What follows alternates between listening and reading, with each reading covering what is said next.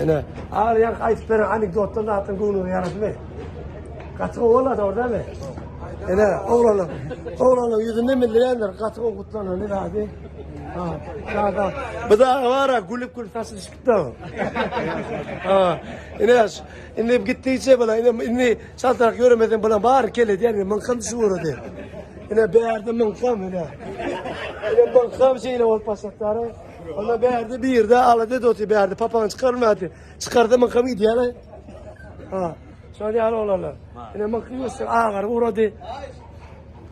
Ene oğlanlar kutlu olun toyla.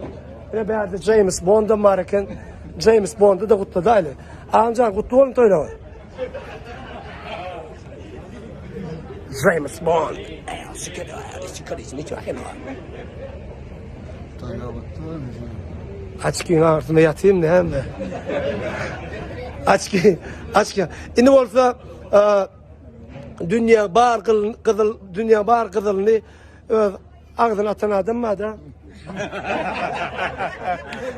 Bak, gördün mü?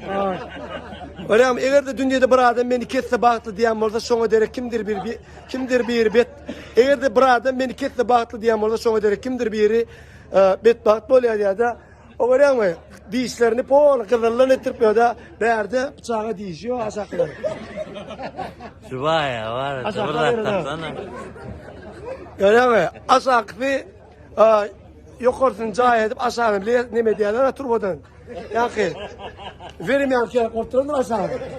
Şu arada var değil ne o?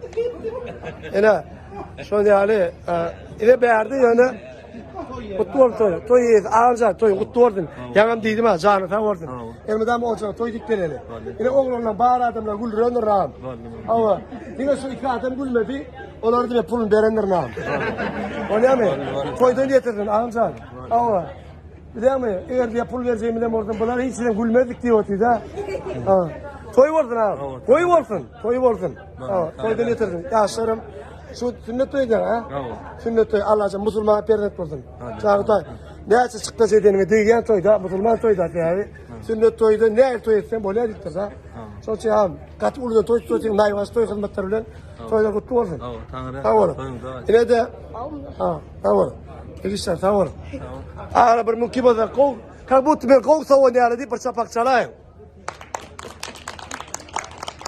öyle mi şuna gayet ver ara Kullan ne? Tamam. Haydi. Ne mikrofonsuz da aydımsız sağsız da kutlap böyle. Netin kutlamak, netin arzu etmek değil mi? Netin şan şartını değil mi ölçmekten? Böyle ya. Mutlu olsun.